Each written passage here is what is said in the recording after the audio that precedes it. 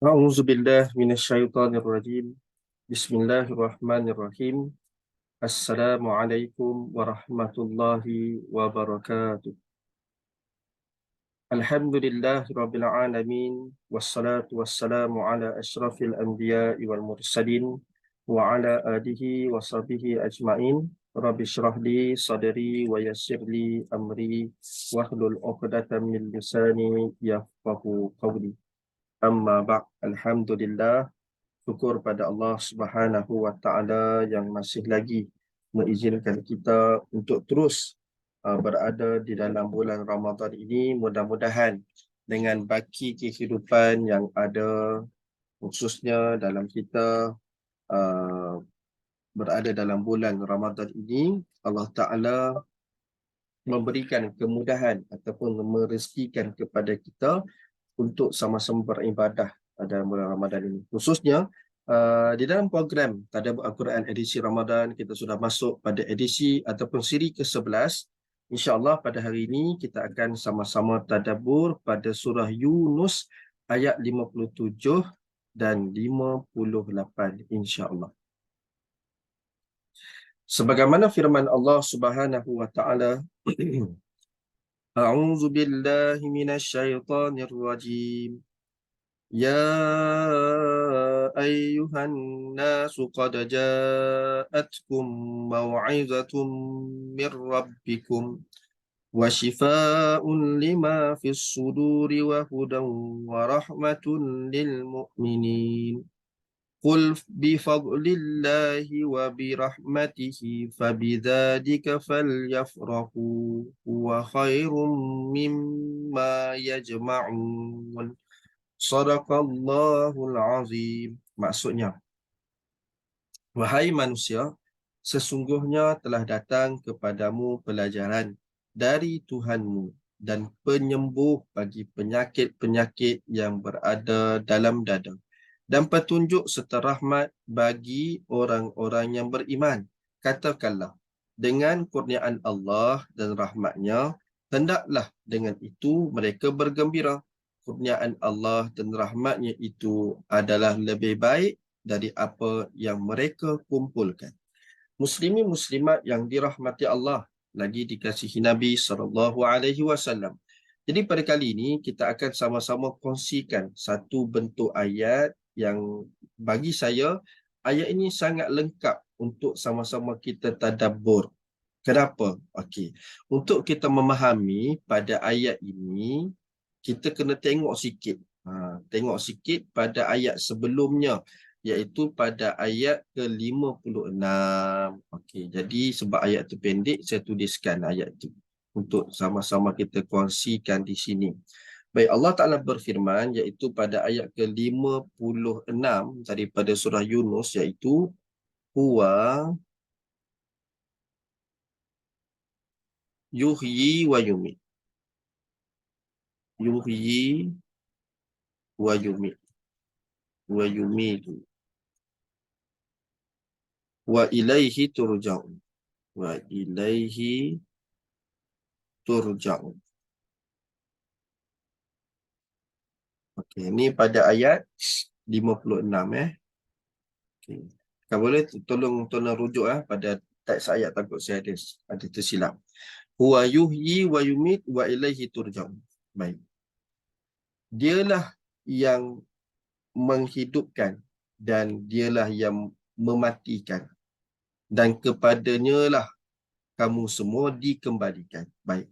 Di dalam ayat tersebut, Allah Subhanahu wa taala menyebutkan bahawa Allah Taala lah yang berkuasa untuk menghidupkan dan mematikan segala sesuatu, khususnya merujuk kepada manusia, dan kepadanya lah kamu semua dikembalikan. Baik, kenapa Allah Taala sebutkan begitu? Sebab bagaimana orang-orang kafir, khususnya kafir Quraisy, mereka enggan ataupun banyak memberikan alasan bila mana Nabi SAW memperingatkan mereka supaya mentauhidkan Allah, mengikuti apa yang telah disampaikan oleh Nabi SAW, iaitu peringatan-peringatan daripada Al-Quran. Mereka masih lagi mengingkarinya.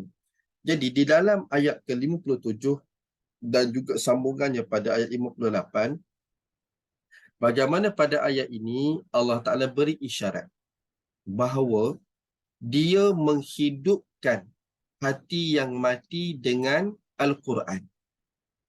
Baik. Bagaimana kita nak memahami pada ayat ini?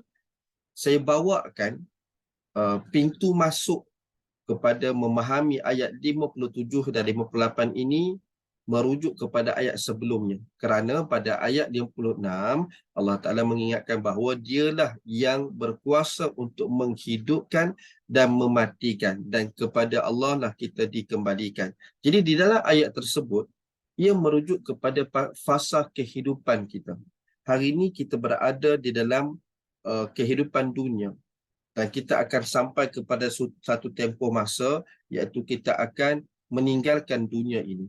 Kalau kita nak melihat dengan lebih mendalam lagi, kita boleh rujuk pada surah Al-Baqarah ayat 28. Allah Ta'ala berfirman, A'udzubillahi minasyaitanirrajim.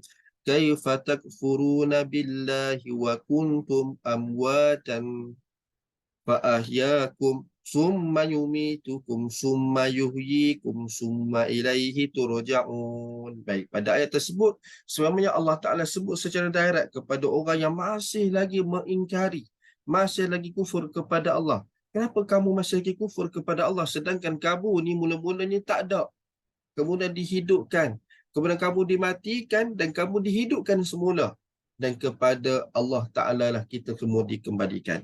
Jadi kalau kita memahami pada konteks ayat ini, ada sesuatu perkara yang Allah Ta'ala nak berikan panduan. Apa dia?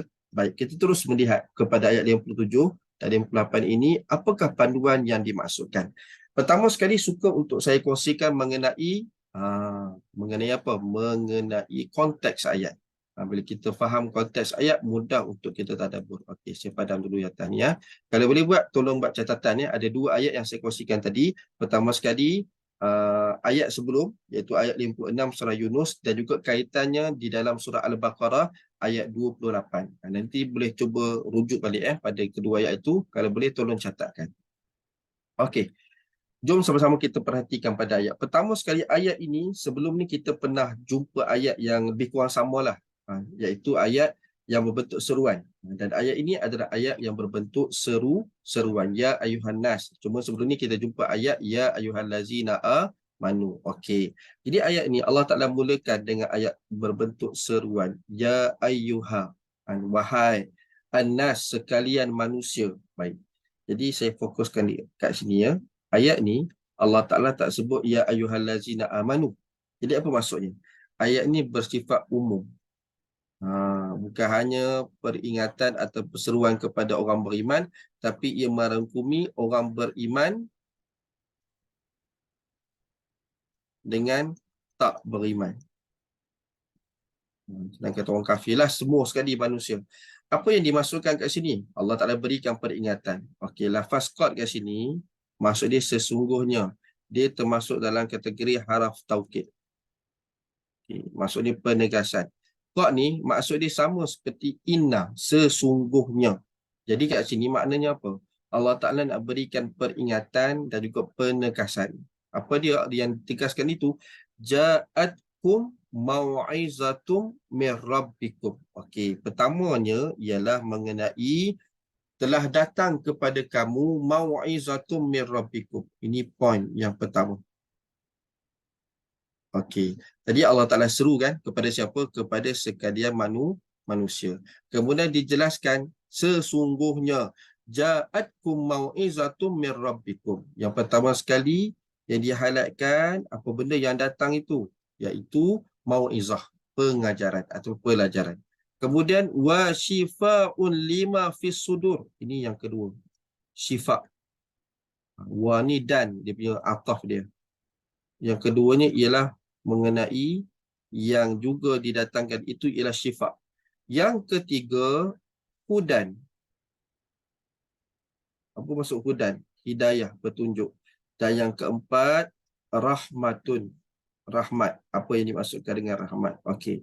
Secara ringkas, di dalam ayat ini ada 4 perkara penting yang perlu kita perhalusi. Dan semuanya itu Allah Ta'ala beritahu lil mu'minin, bagi orang-orang beriman. Dia ada orang kata highlight kat sini. Apa dia?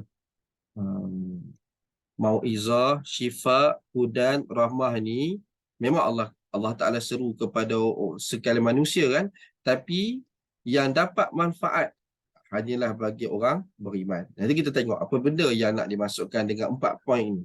Baik, ayat ni mungkin kita boleh hanya sekadar melihat kepada ayat 57, tapi saya ada nampak kesinambungan pada ayat berikutnya bila Allah Ta'ala berfirman, Kul, katakanlah wahai Muhammad. Bila ayat yang menyebut tentang kul ini adalah perintah Allah kepada Nabi secara direct. Allah kata apa? Bi fadlillahi wa bi rahmatihi. Ada 2 benda ini. Pertamanya bi fadlillah dan yang kedua bi rahmati, dengan rahmat Allah. Kemudian fabidzalika, dengan demikian itu, maksudnya dengan kurniaan Allah dan juga rahmat dia, falyafrahu. Okey, kat sini saya suka untuk highlightkan, tengok pada huruf lam yang ada baris mati. Lam ni lam yang disebut sebagai lam amar. Okey, lam amar ni maksudnya apa? Lam perintah. Dia membawa makna hendaklah. Lam yang baris mati tu, lam yang falyafrah ni, lam tu dia membawa maksud hendaklah. Sebab dia ada makna perintah. Falyafrahu, maka hendaklah mereka bergembira. Yafrah tu, yafrahu ni maksudnya bergembira. Okay. Bagi siapa ni? Orang-orang beriman itu.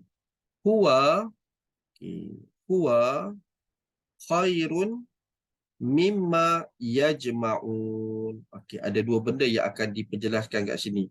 Huwa kat sini apa dia? Huwa ni merujuk balik kepada kurniaan Allah dan juga rahmat Allah Ta'ala itu adalah lebih baik daripada apa yang dikumpulkan. Okey, baik. Jadi kat sini ada beberapa perkara penting yang kita boleh sama-sama tadabbur. Jadi insya-Allah dengan ruang masa yang ada ni dan ruang masa yang agak terhad ini, kita akan kongsikan bersama ya. Okey, kalau boleh catatkan apa yang saya kongsikan tadi ni sebab saya nak padam dulu. Saya nak kongsikan satu-satu. Okey. Baik, pertama sekali kita terus tengok kepada tafsiran ayat ya. Di dalam ayat ini Allah Ta'ala menyebutkan tentang beberapa perkara yang sangat menarik untuk saya kongsikan kat sini. Okey. Ada satu kaedah bila kita belajar ulumul Quran. Boleh rujuk di dalam kitab Mabahis fi Ulumi Quran, Syekh Mana Al-Qattan, iaitu menyebutkan tentang al-wujuh wan nazair. Maksud al-wujuh wan nazair ni bahasa mudah dia. Di dalam Al-Quran ni ada kalimah yang daripada satu kalimah dia membawa maksud yang pelbagai. Satu kalimah yang membawa maksud pelbagai. Contoh dengan kalimah solat. Okey. Solat dia bukan hanya membawa maksud sembahyang saja. Solat dia ada membawa maksud doa.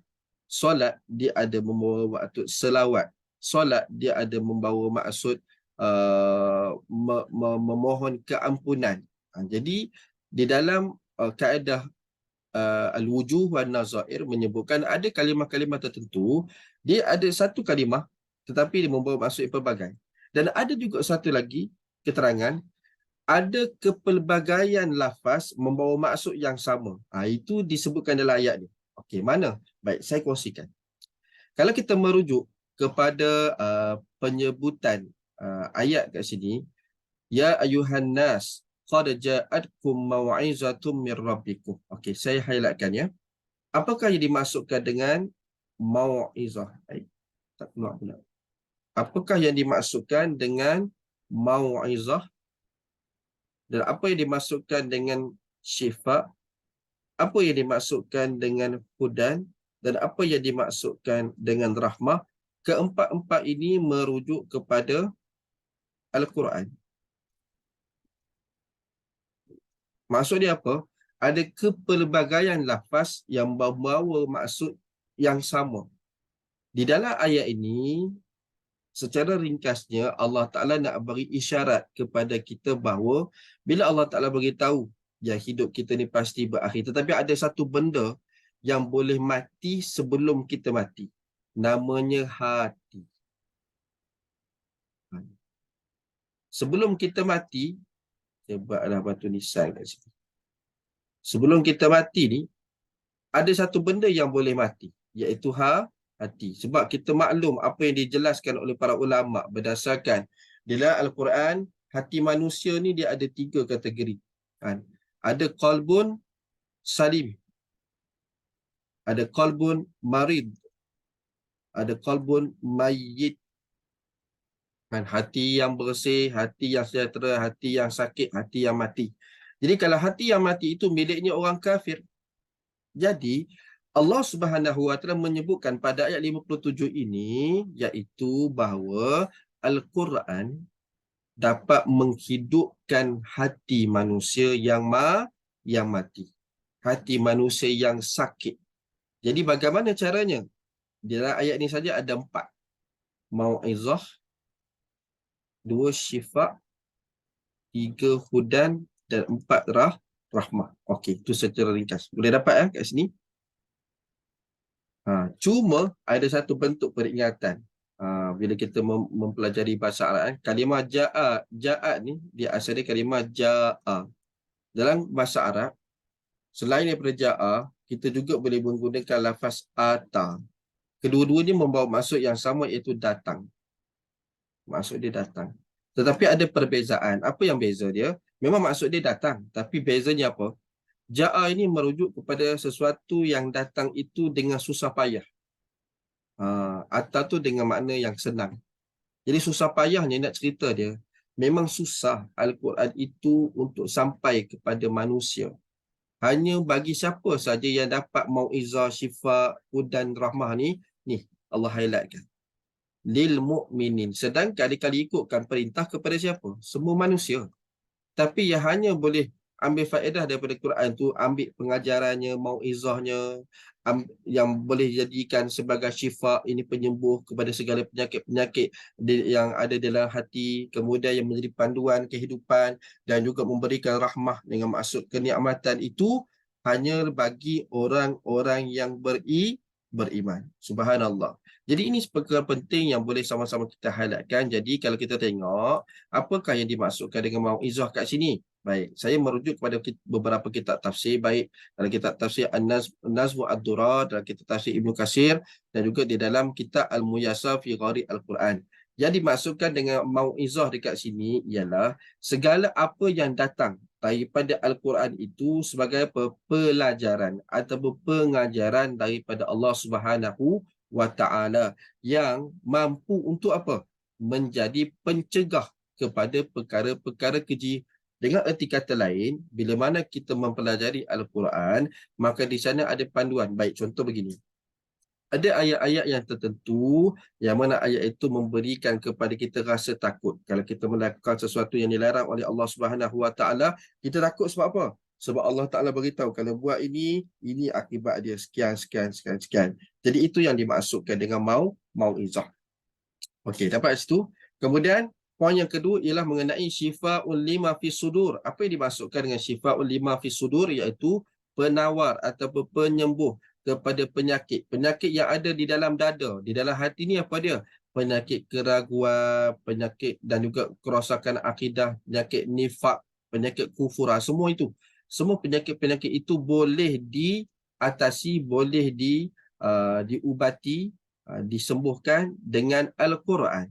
Bagaimana? Nanti saya akan kongsikan pada ruangan refleksi ayat, insya-Allah. Kemudian lagi Allah Ta'ala beritahu bahawa akan datang kepada kamu apa dia?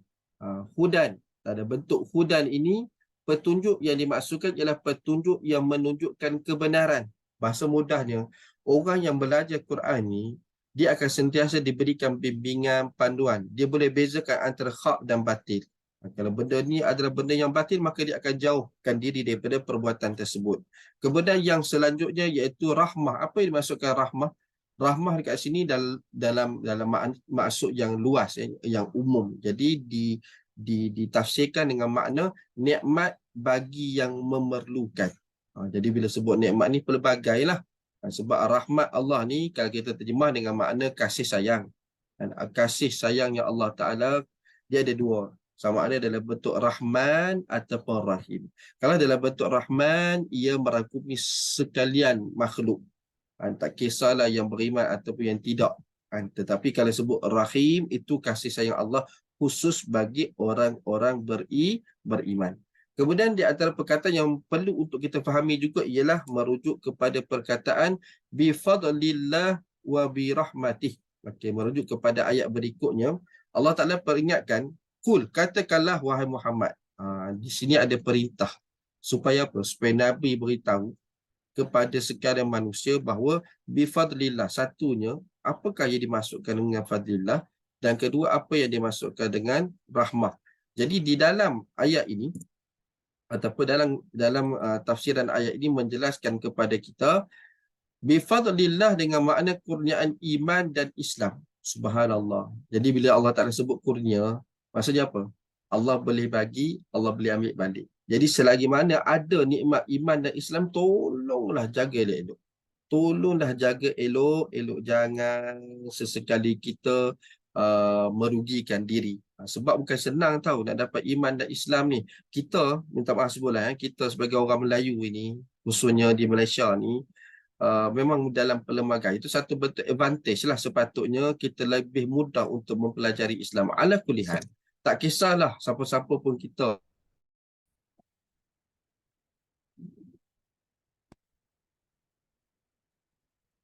Allah Akbar.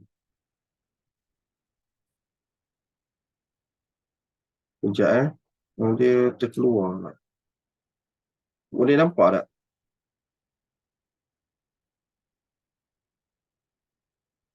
Okey, saya sambung Tadi dia macam terkeluar. Tak apalah, saya teruskan Rasanya dia masih lagi continue ni. Okey.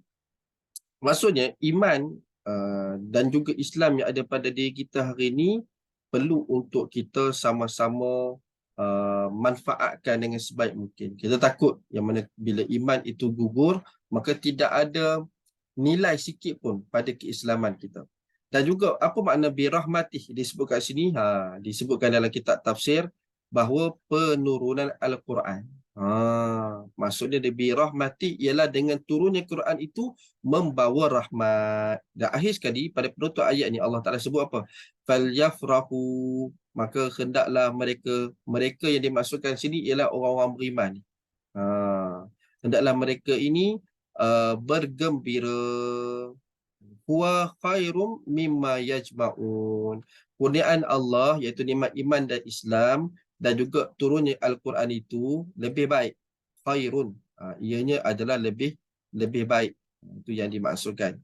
Khairun kat sini, lebih baik. Mimma yajma'un. Apa dia yajma'un kat sini? Dalam tafsir merujukkan bahawa merujuk kepada harta kekayaan yang dikumpulkan oleh orang-orang kafir. Okey. Jadi berdasarkan apa yang kita kongsikan seketika tadi, secara ringkas muslimin muslimat yang dirahmati Allah, di dalam ayat 57 dan 58 ini, pertamanya, mesej yang terkandung di dalam Al-Quran perlu disampaikan kepada semua manusia. Sebab tu dalam ayat ni tadi kita dapat poin yang sangat-sangat jelas. Allah Ta'ala sebutkan ayat ini seruannya ialah ya ayuhan nas. Jadi apa dia punya hikmah, apa faedah dia nak menyebutkan kepada kita yang Al-Quran yang kita amal sekarang ni, yang jadi bimbingan panduan dalam kehidupan kita ni, sebenarnya ia perlu disampaikan kepada semua orang. Jadi hendaklah kita menunjukkan akhlak Al-Quran pada tingkah laku kita. Terapkan budaya Al-Quran di dalam kehidupan seharian kita. Serta mengajak non-Muslim beraktiviti bersama sambil menyebarkan kebaikan yang diambil dari intipati Al-Quran. Inilah rahmat bagi sekalian alam. Baik, saya sebut ini secara umum. Dan mungkin dari sudut pelaksanaan dia ada pelbagai cara. Jadi, poin dia ialah apa yang terkandung dalam Quran memang orang non-Muslim dia takkan mendekati. Tetapi barangkali mungkin kita boleh belajar daripada apa yang dibuat oleh Qatar, kerajaan Qatar ketika penganjuran World Cup Piala Dunia baru-baru ni, mereka meletakkan quote tertentu, kata-kata, sedangkan kata-kata itu adalah daripada hadis Nabi SAW. Secara tak langsung, ia memberi mesej Islam kepada mereka. Malah yang lebih mengejutkan dan menyeronokkan ialah ramai umat Islam, ramai orang non-Muslim memeluk Islam bila mereka pergi ke Piala Dunia Qatar pada tahun. Subhanallah. Jadi itu salah satu cara lah yang boleh kita aplikasikan dalam kehidupan kita. Ini yang saya maksudkan. Yang kedua, bagaimana Al-Quran merawat penyakit hati manusia. Ini penting. Mungkin ada di kalangan kita, dia faham sifat Al-Quran ini dengan dia baca Quran pada air, kan, kita buat air macam surah Yasin tu dan sebagainya. Itu juga alternatif, tetapi yang dimasukkan sifat kat sini sebagai contoh, surah Al-Humazah merawat penyakit pengumpat. Orang yang suka mengumpat, suka mengeji orang ni, dalam surah Al-Humazah ni adalah sifat. Melalui tadabbur surah Al-Humazah, ia akan menimbulkan kegerunan pada hati si pengumpat, sehingga mendorong dirinya berhenti mengumpat. Jadi penghayatan terhadap ayat tersebut dapat membersihkan hatinya yang kotor. Nampak tak? Itu sebenarnya cara sebenar memahami sifat Al-Quran itu. Ya, mungkin salah satu lagi cara tu ada salah satu alternatif sebab dilakukan oleh sahabat Nabi, kan? Maka sememangnya ia dibolehkan, tetapi sudut pandang yang berbeza, dan sememangnya itulah kalau kita memahami dengan baik bagaimana Al-Quran itu boleh menjadi sifat. Kemudian manfaat Al-Quran hanya eksklusif buat orang beriman saja. Sebab tu pada ayat ini sebut dengan jelas tau. Sangat jelas pada ayat ini bagaimana Allah Ta'ala sebut mau'izah, syifa, hudan, rahmah ni bagi siapa? Lil mu'minin, bagi orang-orang beriman. Jadi orang tak beriman tak ada faedah pun bagi mereka perkara tersebut. Jadi poin dia, tiada faedah bagi mereka yang baca Quran tanpa mengamalkannya, kerana hanya orang beriman sahaja yang mengamalkan ajaran Al-Quran. Jadi sebenarnya benda ni senang ke susah? Susah. Tetapi bagi orang beriman, ianya mudah. Dan yang terakhir, yang keempat, ialah Al-Quran lebih berharga dari segala harta yang ada di dunia. Hari ni kalau kita nak beli Quran ni bukan mahal pun. Malah kalau tak beli pun, hari ni ada aplikasi yang percuma, kita boleh download saja. Cuma masih lagi ada orang yang tak mau baca Quran, tak mau tadabbur Quran. Cerita dia hari ni, kalau orang tu kata dia tak reti baca Quran, sebenarnya bohong. Banyak sangat masa, banyak sangat alternatif yang boleh diguna untuk mempelajari Al-Quran. Jadi sama-samalah kita peringatkan diri kita juga untuk peringatkan diri supaya kita sentiasa istiqamah mempelajari Al-Quran. Jadi oleh itu, hendaklah bersungguh-sungguh mempelajari Al-Quran dan hidup dengan pengajaran Al-Quran. Orang yang tahu berapa nilai Al-Quran, dia tidak akan berpaling lagi daripada Al-Quran, malah hatinya gembira setiap kali berinteraksi dengan Al-Quran. Sebenarnya, nilai kita tadabbur Quran ini lebih bernilai daripada sejongkong emas. Satu jongkong emas ada kot 200,000 lebih. Kalau ikutkanlah. Tapi nak ceritanya pada kita bahawa kalau betul-betul lah kita tadabbur Quran ini, nilainya itu sangat-sangat tak ternilai. Jadi peringatan ini adalah peringatan khusus kepada diri saya. Mudah-mudahan saya juga istiqamah dalam apa yang saya sedang usahakan ini. Jadi apa yang boleh kita dapat daripada perkongsian ini? Tolong catatkan dalam diari tadabbur yang telah saya sediakan pada halaman pada setiap buku tadabbur yang saya berikan ini. Jadi masukkan apakah kosakata yang baru yang kita dapat pada hari ini, apakah kaedah tadabbur yang boleh kita duplicate, yang copy paste, kemudian apakah tindakan. Ini sangat penting. Berdasarkan tadabbur ayat ni, apa yang patut kita buat. Dan di sini ada sedikit panduan. Disebutkan bahawa salah satu keistimewaan bahasa Arab adalah kaya dengan kosakata. Tadi saya disebut mengenai kaedah al-wujuh wan nazair. Daripada satu kalimah, dia membawa maksud yang pelbagai, dan ada juga kepelbagaian lafaz membawa kepada maksud yang sama. Seperti dalam ayat ni lah, kan, maksud Quran itu dengan makna mau'izah, dengan makna syifa, dengan makna hudan, dengan makna rahmah. Okey. Jadi setelah menganalisis tafsiran ayat, fokus kepada lafaz yang membawa maksud yang sama. Maksud saya, tolong perincikan lagi, tolong cari lagi input-input mengenai apa yang dimaksudkan dengan mau'izah, syifa, hudan dan juga rahmah. pasti kita akan mendapat lagi capaian yang lebih luas dalam memahami pada ayat ini. Wallahu a'lam bisawab. Mudah-mudahan kita dapat manfaat daripada perkongsian ini yang baik datang daripada Allah. Qul ilmu dan penyampaian saya. Jadi kita tangguh dahulu dengan membaca kafaratul majlis dan suratul As. Subhanakallah wa bihamdika asyhadu an la ilaha illa anta wa astaghfiruka wa atubu ilaik. Bismillahirrahmanirrahim. Wal 'asr innal insana lafi khusr illa alladziina amanu wa 'amilus shalihat wa tawassaw bil haqq wa tawassaw bis sabr. Wabillahi taufiq wal hidayah. Wassalamualaikum warahmatullahi wabarakatuh.